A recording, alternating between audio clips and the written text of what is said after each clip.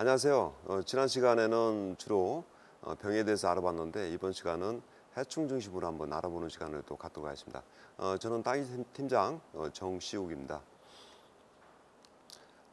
지금 우리가 딸기밭에서 주로 문제가 되고 있는 것들이 이런 작은 뿌리 파리, 응애류 이것을 확대해서 한번 사진을 보는 건데요. 가루이는 비교적 딸기에서 그렇게 많이 발생은 또 안 되지만은 이런 작은 뿌리 파리는 발생을 하고 나면은 방지하기가 상당히 어려운 부분이 있고, 응애류는 어떤 농가든 피해를 다 봅니다. 그래서 실제로 철저한 예방을 하지 못하면 반드시 응애 때문에 고민에 빠지는 어떤 그런 해충이 바로 응애다라고 볼 수가 또 있습니다. 이거는 이제 담배 거세미 나방에 의해서 8월 말 정도 육묘 후반부라든지 정식 초기 때에 9월 달, 10월 달에 주로 발생을 많이 하는 건데, 이런 해충류 같은 경우는 쉽게 보이기 때문에 또 약재를 살포하시게 되면 방제가 또 쉬운 편입니다. 또 이것을 담배 거세미 나방은 주로 밤에도 활동을 합니다. 그래서 이런 것을 약재 방제를 하기 위해서는 약간 해가 넘어갈 쯤에서 약재 살포를 하는 것이 방제가에 좀 높은 효과가 또 있다라고 볼 수가 있습니다. 진딧물류도 딸기에서 많이 발생을 하는데 진딧물에 적용되는 약재는 다양하게 또 있습니다. 그래서 요거는 발생이 되는 그 시점에서 약재를 살포하시면 비교적 쉽게 해결이 되는 그런 해충이다라고 볼 수가 있습니다.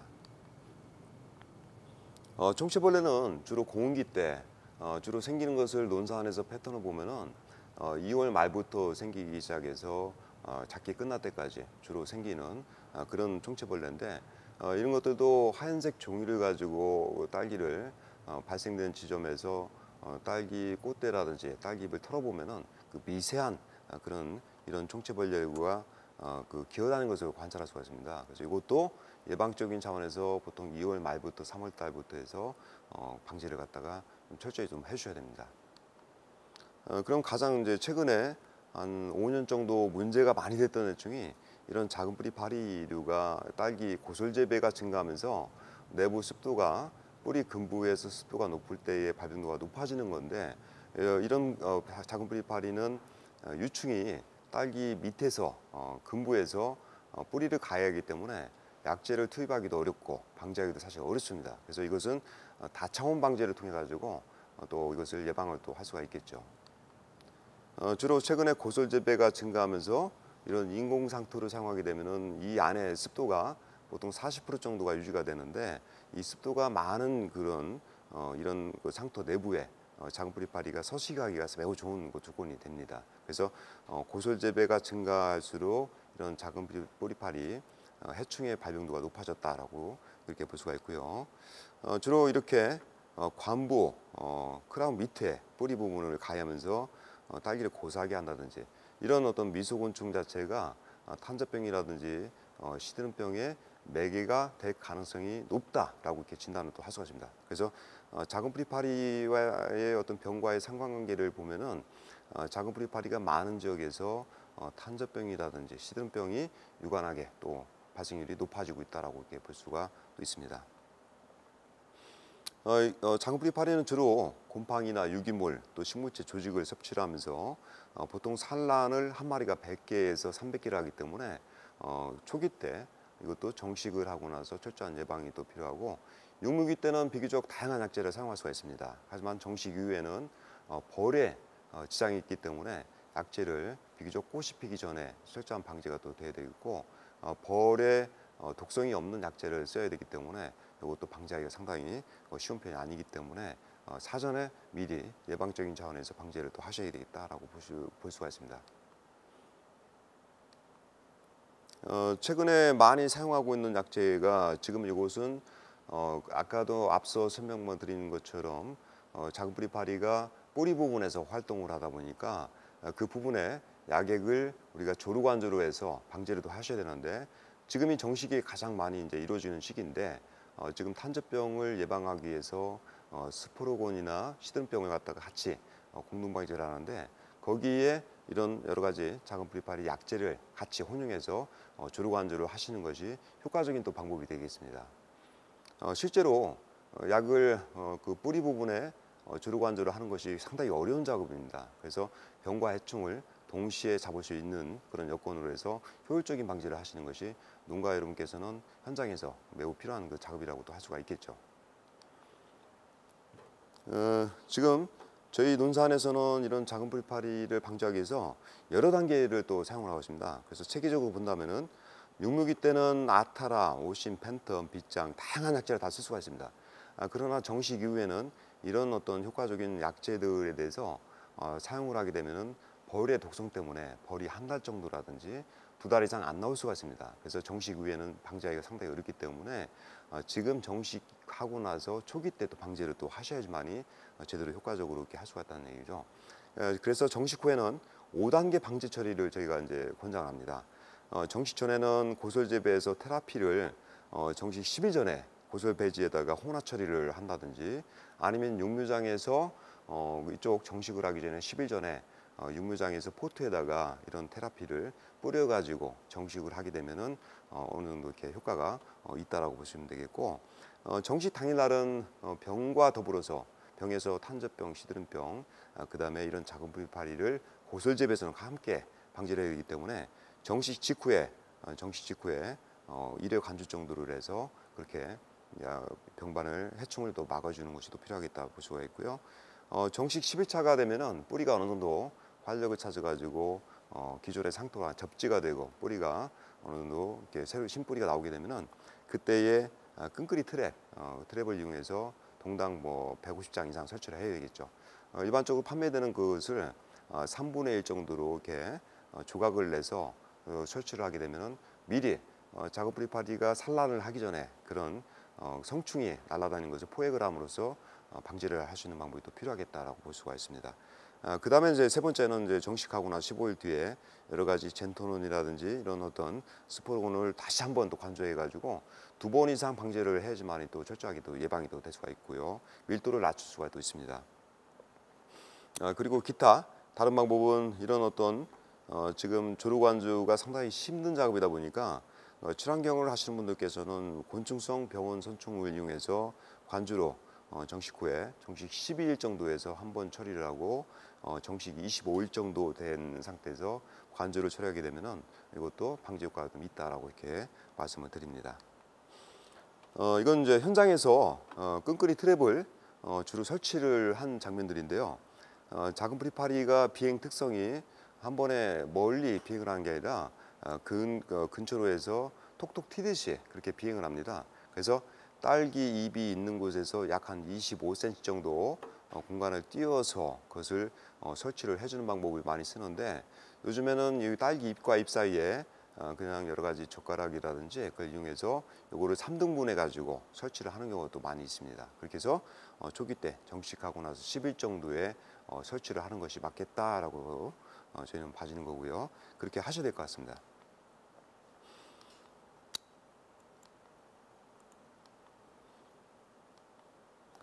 최근에 또 이제 이런 어떤 친환경 방제라고 해서 갈색 반날개 유충이라든지 또는 아큐레이퍼 응애를 활용해 가지고 이렇게 방지를 하는 방법도 있습니다. 이렇게 해서 친환경 하신 분들은 이런 방법을 또 선택해서 하시게 되고, 그 다음에 이제 응애류입니다. 응애류는 딸기를 하든 과수를 하든 대부분 모든 농가들이 응애 때문에 고전을 면치 못하는데, 응애는 잠시만 방심하게 되면 밀도가 매우 높아집니다. 그래서 육묘기 때 후반기 때의 응애에 대한 약재를 또 철저히 방지를 하셔야 되겠지만은 정식 후에도 일화방 개화가 되기 전까지 한 달 정도의 시간이 되는데, 그 사이에 응애류에 해당되는 약재를 적어도 3, 4일 이상 살포를 하셔야지만이 응애를 갖다가 예방할 수가 있다라고 볼 수가 있습니다. 그리고 겨울철 특히 12월 달이나 1월 달에는 온도가 낮아지는 관계로 그때는 밀도가 좀 많이 떨어집니다. 그러다가 다시 2월 말부터 온도가 상승하게 되면 밀도가 높아지는데, 지금 온도가 떨어지는 그런 단계가 들어가기 전에 9월 달에 정식을 했다면은 일화방 개화가 되기 전까지 응애에 대해서는 철저한 또 방제를 밀도를 낮춰놓는 그 지작이 반드시 필요하다고 볼 수가 있습니다.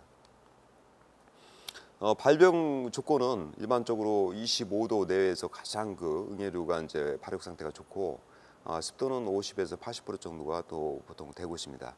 그래서 이런 상태에서 응애 발생 밀도가 높아지기 때문에 이런 어떤 최근에 정식하고 나서 응애류가 급히 또 이제 잎이 성장하면서 발생도가 높아질 가능성이 높다는 얘기가 되겠죠.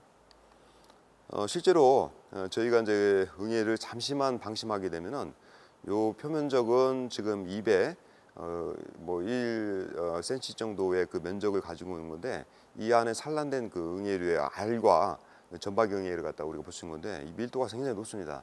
뭐 거의 한 100마리 이상, 알과 포함해서 그 이상이 되는 건데, 초기 때 밀도를 낮춰놓지 못하면 그 다음에는 발생되고 나서는 약을 연거푸어서 서너 번 친다고 하더라도 방지가 사실 어렵습니다. 그래서 실제로 이건 전박이응애가 딸기에서 가장 많이 발생이 되는 건데, 이런 것들은 처음에 초기 때부터 방지를 철저히 또 하셔야 되겠습니다. 뭐 차응애류도 일부터 발생을 또 하고 있고요. 그다음에 이렇게 참원증에 대해서도 이제 이것이 매우 작습니다. 작아서 저희들도 이것을 검출하는데 매우 어려움이 있는데, 보통 이런 참원증애가 한두 마리가 가해를 하게 되면은 독성 때문에 입에서 이렇게 요철 현상이 또 생깁니다. 그래서 입이 정상적인 색깔을 띠지 않고 요철이 되면서 진녹색으로 변하는 경우가 있는데, 이것도 역시 인근에서 풀밭에서 딸기밭으로 이렇게 전이가 되는 경우도 많기 때문에, 특히 시설하우스에서는 그 갓줄, 가장자리부터 해서 발병이 되는 경우가 있고, 군데군데 생기다가 나중에는 방제를 하지 않게 되면은 전체가 이렇게 발생도가 높아지는 경우가 있습니다. 그래서 이런 경우는 다른 생리적인 장애로 오해를 하시는데, 참원제 응애에서 피해를 입은 거다라고 이렇게 판별을 하시고 응애 약제를 제때 하셔야 되겠습니다. 일반적으로 전박이 응애 피해와 참원제 응애 피해를 갖다가 이렇게 구분한 건데요. 이것이 요철 현상이 좀 심하죠. 그래서 이것도 응애의 한 일종이 의해서 발생이 되는 거다라고 볼 수가 있습니다. 저희들도 사실은 뭐 딸기를 육묘장을 가지고 있고, 과거에는 과수를 전부 다 실험 재배를 해봤는데, 가장 어려웠던 것이 병보다도 저는 응애라고 생각합니다. 그래서 딸기 농가들 대부분 다 아시지만은 응애만큼은 철저한 예방을 하지 않으면은 나중에 피해를 보신다는 생각을 하시고, 초기 때부터 해서 철저한 그 컨트롤도 하셔야 되겠습니다.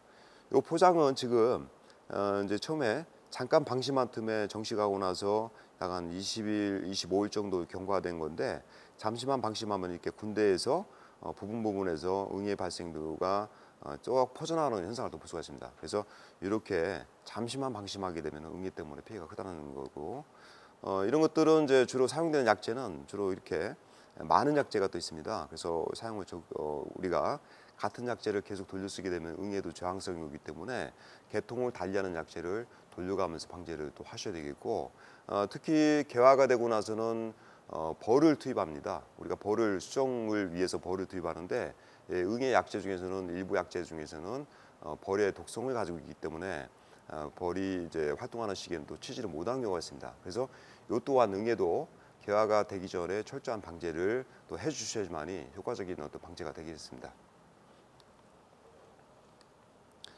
다음은 딸기 선충입니다.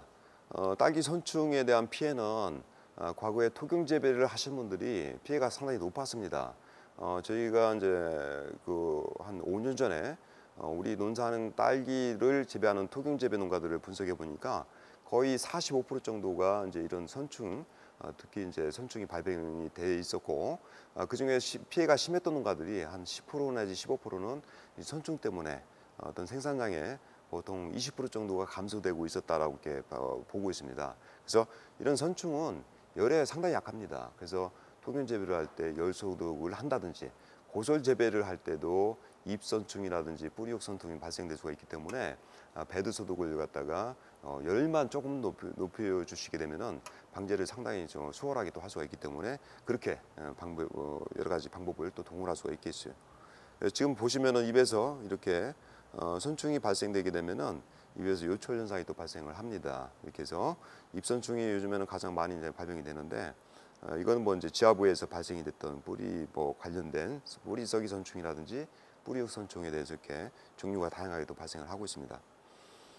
그래서 이제 딸기 입선충이 이제 생기게 되면은 이런 어떤 조직에서의 내부에 또 여러 가지가 이제 이게 침투를 하게 되는데, 이런 것처럼 이제 정부 우세성이 사라지다 보니까 여기 뿌리 부분에서 여러 개의 그런 어떤 지금 입이 발생을 한다든지 꽃대가 더 올라온다든지 이런 현상이 또 있습니다. 그래서 농가들은 이것을 갖다 미나리병이라고 이렇게 부르기도 합니다. 그래서 요거는 선충에 의한 피해인데, 사전에 정식을 하기 전에 충분한 방제를 또 예방을 갖다가 하시고 나서 토양 소독, 그다음에 이제 고솔 재배는 상토 소독을 하시면은 피해를 경감할 수 있다라고 이렇게 볼 수가 있겠죠. 네, 이건 전부 다 이제 마찬가지입니다.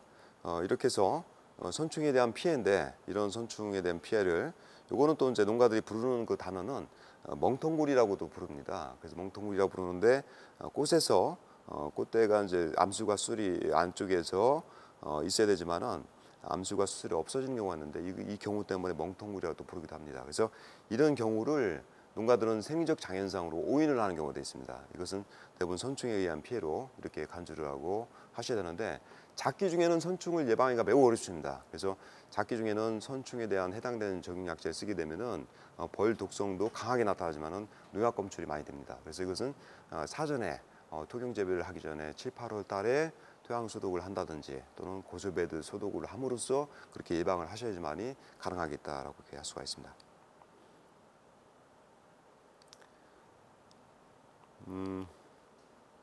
이건 뭐 이제 우리가 선충이 조직 내부로 이렇게 침투를 해가지고 우리가 여러 가지를 그 시약을 통해서 검출해서 확인할 수 있는 그 장면들인데 이런 어떤 선충들이 조직 내부에도 이렇게 존재를 하기 때문에 나중에는 그 조직에서 이상 반응이 또 오기도 하고 아까 미나리병처럼 그런 현상이 생기기도 하고 다양합니다. 그래서 이런 것들에 대해서는 방제를 초기 때 하지 못하면은 그 다음에는 작기 중에는 방제하기가 좀 어려움이 있으니까 철저한 예방적인 차원에서 해주시면 좋겠다라고 볼 수가 있습니다.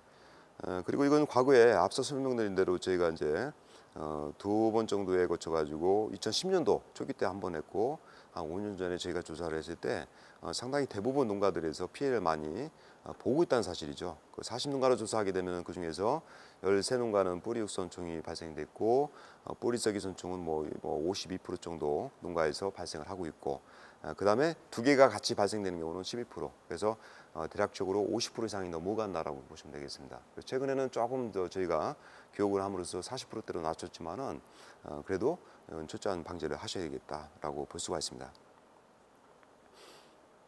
뿌리선충에 대해서는 앞서 설명드린 대로 딸기의 도간 조직까지도 침입을 하기 때문에 나중에 넌너 발생이 불량하다든지 과실의 착생이 약간 변형이 되는 경우가 있습니다. 그래서 그런 현상이 생리적 장애 현상과 많이 이제 혼동이 되는 경우가 있고 이런 것들은 녹비 내마장황이라든지 이런 것을 파종해서 심게 되면은 선충에 대한 억제 물질이 나오기 때문에 그것을 예방할 수가 있고 반드시 태양열 소독을 적어도 매년 하시는 게 좋습니다. 그리고 그것이 작업이 쉽지 않기 때문에 적어도 2년에 한 번 정도는 반드시 하셔야 되겠다라고 이렇게 볼 수가 있습니다. 그리고 고솔 재배는 매년 해주셔야지만이 효과가 좀 더 증폭되겠다 이렇게 설명 말씀드립니다. 그리고 이런 태양열 소독은 단지 선충만을 위한 것이 아니라 병해충에서 병 분야에서 설명드린 대로 탄저병과 시드름병에 대해서 같이 소독과 예방을 하는 거기 때문에 해주시는 것이 매우 딸기를 재배하는 데서는 중요한 그 기작 중에 하나가 되겠습니다. 보통 이런 선충은 열에 매우 약합니다. 43도 정도에서 어느 정도 이렇게 시간이 경과가 되면은 박멸이 됩니다. 그래서 온도에 상당히 약하기 때문에 우리가 토양 소독을 할 때 저희가 이렇게 실전에서 하게 되면은 60도 가까이 올라갑니다. 그래서 그 정도 온도면은 상토, 고솔 재배 상토에서는 거의 박멸이 되고 토경 재배에서도 상당 부분 방제가 또 되기 때문에 반드시 그것을 해줬으면 좋겠다라는 말씀을 드립니다. 실제로 내마장황을 저희가 파종을 해서 크는 속도를 한번 제가 봤어요. 그래서 6월 5일 날 다소 늦었죠. 이거보다는 조금 빨리 하시는 게 좋고 5월 한 20일 정도 파종을 해서 6월 5일 정도가 되면은 이렇게 내마장황이 올라옵니다. 올라오고 나서 수분을 계속 주게 되면은 이렇게 7월 1일자, 7월 15일자, 7월 25일이 되면은 뭐 하우스 높이가 표고가 낮은 거는 거의 2m 가까이 뭐 1.5m 이상 크는 거기 때문에 이렇게 해서 이 내마장황이라는 것은 뿌리 부분에서 선충에 대한 억제 효과가 좀 있고 이것은 유기물도 수용이 됩니다. 그래서 이런 방법을 사용하셔도 괜찮겠다. 그래서 이렇게 노타리를 갖다가 제초를 한 다음에 노타리를 작업을 해서 부숙을 시키는 것도 좋은 방법 중 하나입니다. 수단그라스는 다분히 늦더라고요. 늦어져서 이것을 뿌려가지고 정식기 때까지 맞추기 어렵기 때문에 가급적 내마장황을 많이 쓰는 방법을 쓰고 이 방법이 어렵다면은 볏짚만 넣어도 사실 효과가 있습니다. 볏짚을 동당 1.5톤 정도 내지 1톤 정도 범위까지 넣으시게 되면은 그것도 똑같은 어떤 뭐 유기물 공급 시험이 되면서 태양열 소독을 할 때 온도에 의해서 효과가 있기 때문에 물론 이제 기존에 그런 앞서 설명드린 대로 내마장의 어떤 뿌리에서의 선충 억제 효과는 같이 이루지 못하더라도 온도에 의해서 충분히 예방을 또 할 수가 있는 방법이 되겠습니다.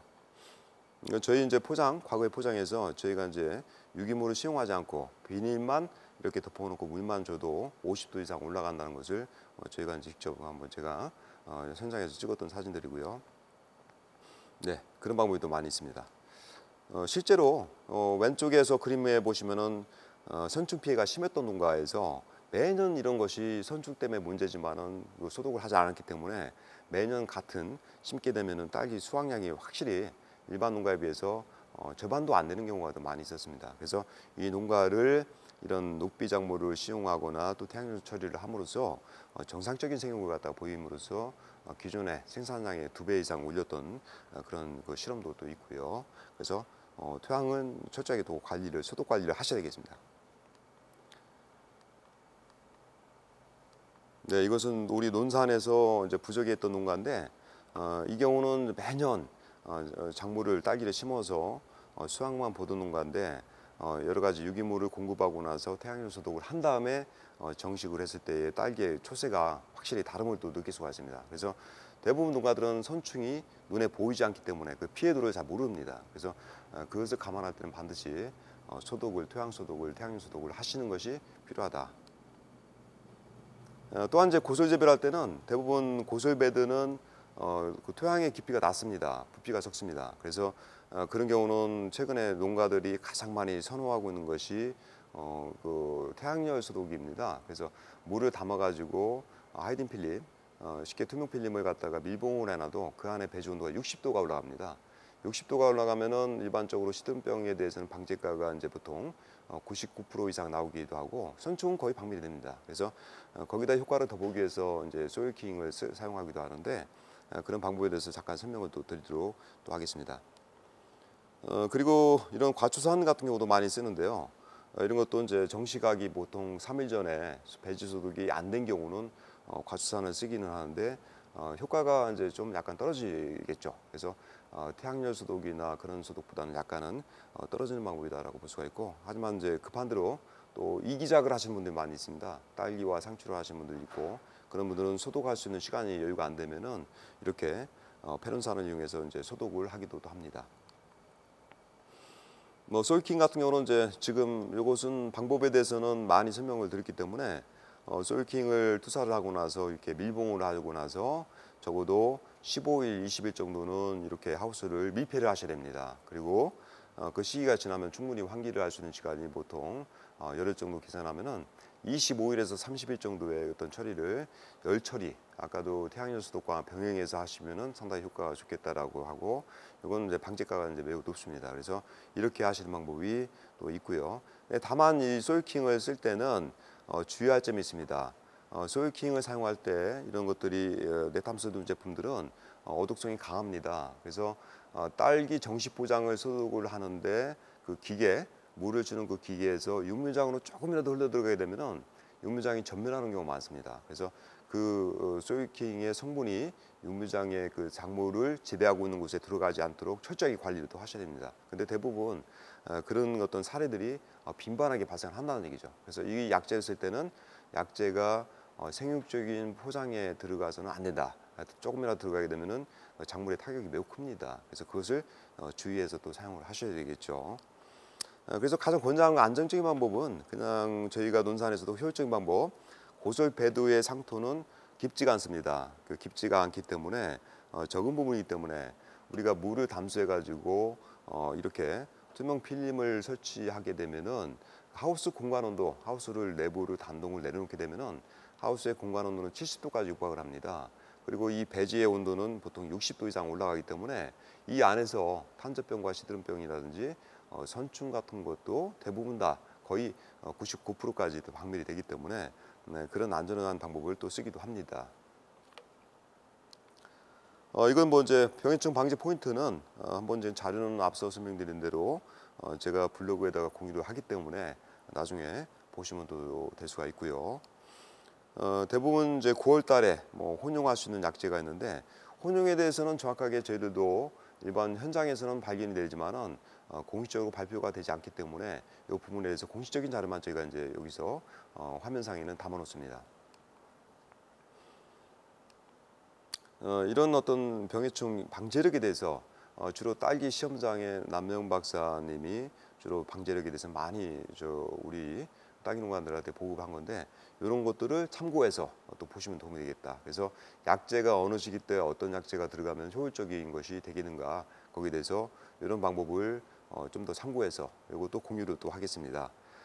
그리고 이것은 이제 실전적인 부분에서 고설 재배를 하시는 분들이 약재 방제 체계를 어떻게 가야 될 거냐라는 것에 대해서 일반적인 그 선노농가들 중심으로 해서 약재 방제를 잘 하시는 분들의 경우를 데이터를 뽑아서 그런 경우의 수를 가장 방제를 잘하면서도 적용 약재를 쓰는 것을 조사를 해가지고 이렇게 순서별로 제가 이제 적어놓은 게 되었습니다. 그래서 이 내용이 상당히 길고 약에 대한 특성에 대해서 설명 말씀이 길기 때문에 이것도 공유 자료를 이렇게 올려놓도록 하겠습니다.